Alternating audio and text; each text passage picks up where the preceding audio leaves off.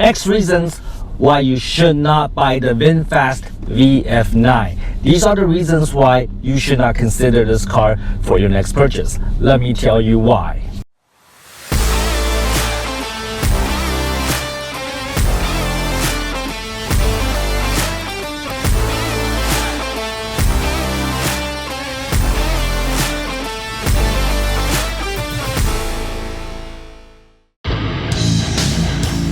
Hey Tom, it's the one and only Floyd Money Mayweather. First I want to say congratulations on your YouTube channel. Everybody needs to follow your YouTube channel. So what everyone needs to do is subscribe to Tom Pang. Great guy, great person. Tom, keep up the great work.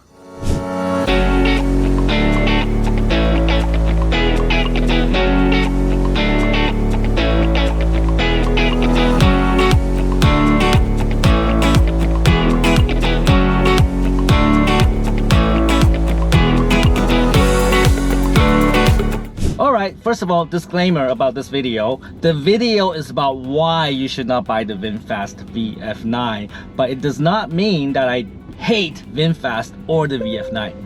In fact, I have to say I love VinFast and also the VF9. There will be a video about X reasons why you should buy the VinFast VF9. In that video, I will talk about all the reasons why you should buy this car. But in this video, we are going to talk about some of the reasons why you should not consider this car as your next purchase. And I just want to give you the full disclosure here, alright?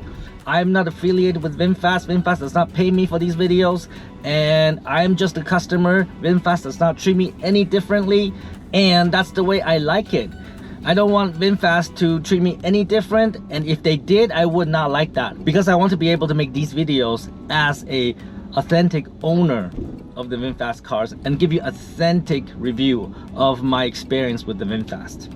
You know, people write a lot of shit in my comments. You know, if I say something good about VinFast, you know, that means that I must be sponsored by VinFast. If I write something bad about VinFast, they think that, you know, I must be attacking VinFast, like I'm some kind of Chinese spy here trying to destroy VinFast. Neither is true. I'm also not Malaysian Chinese. I don't know why people say that. I'm actually Taiwanese Canadian living in Vietnam. But anyways, there's a lot of misinformation out there. I am not in any way affiliated with VinFast. I am just a customer giving you my honest review of my experience. All right, so let's get to it.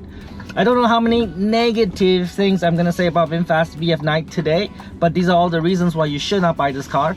And I don't plan my video, so I will just go with the flow. If I think of something, I will say it. So it could be 5 reasons, it could be 10 reasons. But anyways, let's start with the very first one. The first reason why you should not buy this car is that this car is fucking huge, all right? It is a massive car. It is a big car, and especially the way it is designed, you cannot really see that corner clearly, or that corner, or that corner, or that corner, right? So when you're driving the VinFast VF9, you have to be very careful, and you can't really tell the distance in the corners. Like, how far are you away from the wall? How far are you away from hitting something? You don't know, just because the way the car is designed is kind of boxy, so it's really difficult to tell that. Also, the rear window is this big, all right? It's kind of small, and so visibility is not going to be the best if you're trying to look at what is behind you. Of course, there is a rear camera that you can look at, and that is significantly better than looking through the back window there. So if you're somebody who's new to driving a car, let's say less than 3 years of experience, you should not get this car, because when you take the VinFast VF9, maybe you go to Estella or maybe you go to Vincom and you drive this car into the parking lot, you know, the basement, you're probably gonna scratch into the walls, right? Because it's so big, and it's really difficult to judge the distance between the corner of the car and the wall. It's so difficult to tell that.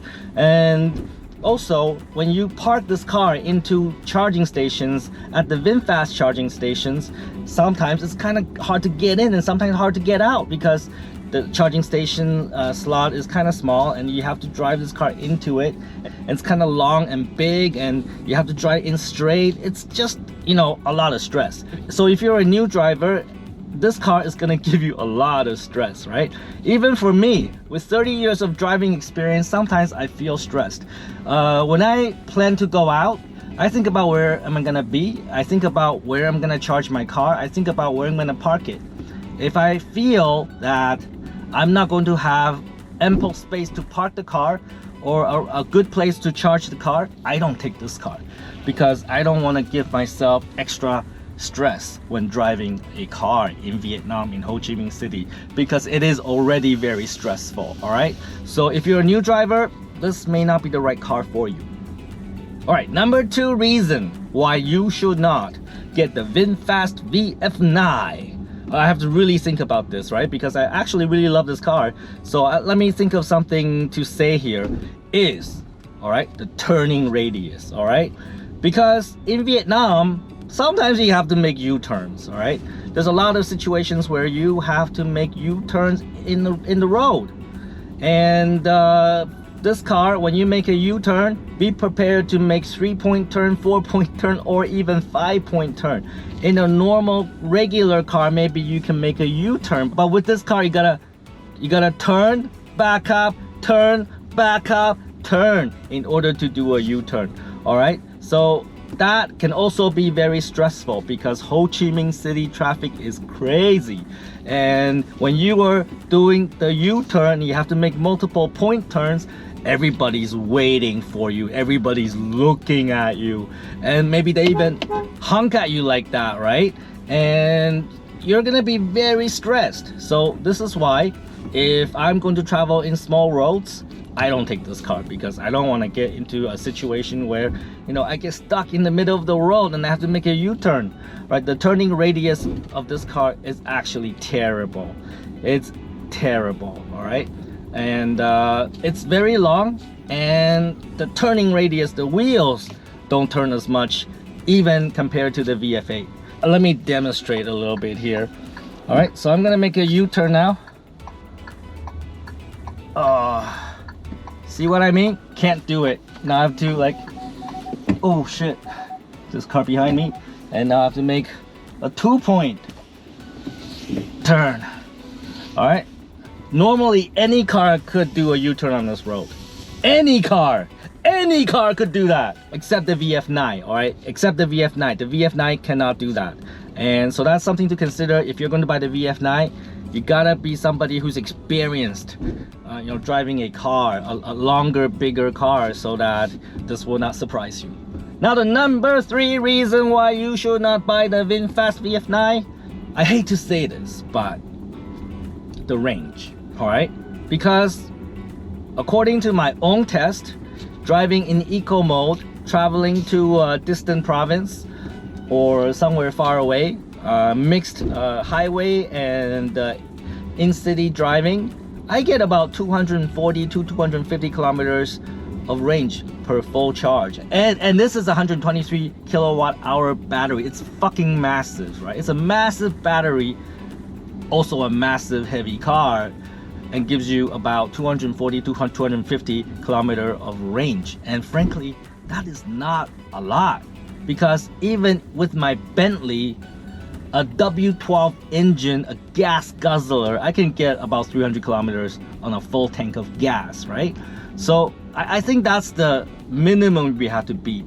You have to beat, you know, 300 kilometer, you know, high-end Mercedes or Bentley, you know, which will give you very low range per tank of gas. But at least you got to beat that. But with the VinFast VF9, right now, it does not beat that.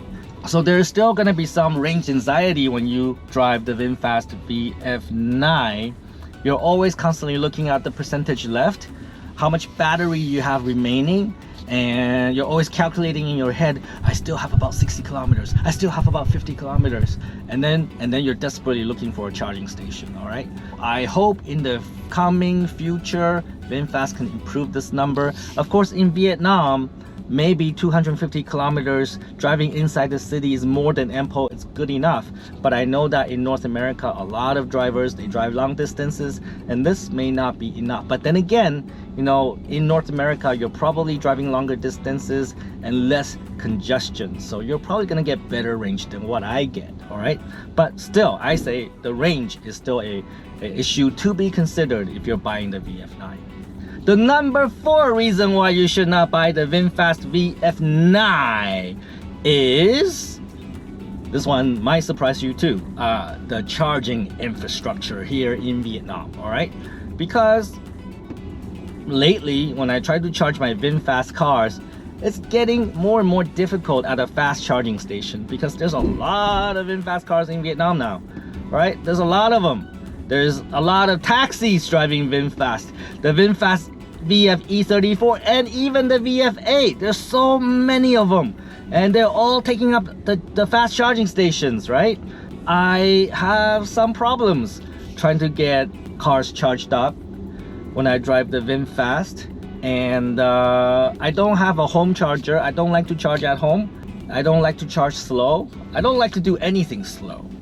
Right? So I didn't do that, but now it seems like setting up your home charging is a necessity. You have to do it because you cannot rely on the fast charging network because oftentimes it's very busy with all the VinFast cars on the road today.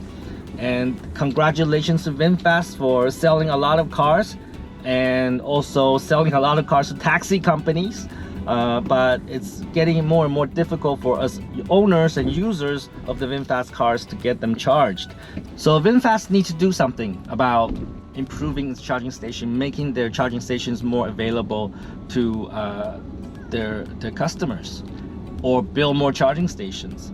And if you are planning to buy a VinFast cars, look into how you can install a charging station in your home, because I think that's going to be important. Number 5 reason why you should not buy the VinFast VF9. Okay, this one is going to be a little bit subjective. You will either agree or disagree with me, all right? There's no guarantee that you agree with me, and if you disagree with me, you know, you don't have to accuse me of, you know, being some kind of VinFast destroyer. I'm not, okay? So this is what I'm gonna say. So here it is. The suspension on VinFast VF9 and also the VinFast VF8 is too firm. All right, it's too firm. And for me, it is not a problem. But for a lot of buyers in North America, they're looking for something that's softer, that is not as firm. They want something that's more comfortable. So when you drive the car, if there's any bumps on the road, it will absorb it and you'll feel less of it. But with the VinFast VF8 and VF9, you feel a lot of it. And this is why a lot of the car journalists, a lot of car reviewers, even the famous ones like Motor Trends and Cars and Drivers, they complain about the suspension setup in the VinFast. They feel that it is too firm, it's too bumpy. Let me analyze that for you a little bit. The reason why they feel that is because when people are buying an SUV in North America, what they want is a family car. A car that you can take your children to school. A car that you can take to go to work and come back. A car that you can go grocery shopping on the weekend. They're not looking for a performance car. They're looking for something comfortable, enjoyable, that you can take the family out. And that's what they're looking for. And when they evaluate, that is the basis on which they evaluate. They want something that has a more comfortable ride. But the VinFast VF8 and 9 do not have that. They are fairly firm suspension cars.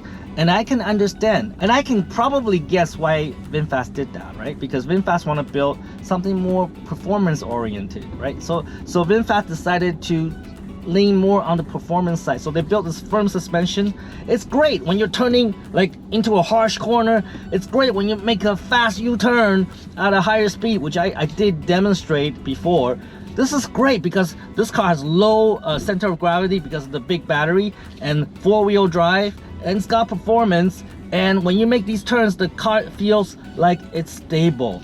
It doesn't swing a lot. The car does not sway like this. It's actually stable and you know, composed. Great if you are expecting that kind of performance from the car, but for the average consumer, they're not looking for that. They're looking for comfort, because they're not going to take a VinFast and drive into a corner at a high speed, right? So I think that's what they're complaining about. For me, this car, the suspension, perfect, fine, no problem. I love it. I love driving this car like into a corner at a higher speed. I love all of that. But I have to review this car pretending that I'm the average consumer in North America buying this car, and I would say they would complain about this car having a suspension that is too firm. All right, and also I believe it depends on what kind of driving experience you have, right? So if used to driving high-end luxury cars like Mercedes and Bentley and BMW and Range Rover and all those cars, then you're gonna say, oh, the suspension in the VinFast is too hard. I have all those cars, so I can tell you that compared to those cars, this suspension is too hard. But if your background is driving Mitsubishi Expander, Toyota Fortuner, you know, the Japanese cars that are commonly found here in Vietnam, you will say the suspension in the VinFast is so awesome. It's so smooth, so creamy, and it's so good. You would say that. So again, it depends on your background. Like, what kind of cars have you driven before? And this is really a subjective subject, but I do believe in North America, people are looking for a softer suspension for SUVs. And I think this is something that VinFast can consider for their future generations of VinFast vehicles in North America, right? Personally, I think there's no problem with the suspension for me, but for the average consumer, this might be a problem, all right? So these are the 5 reasons why you may not want to buy the VinFast VF9, all right? So there you have it.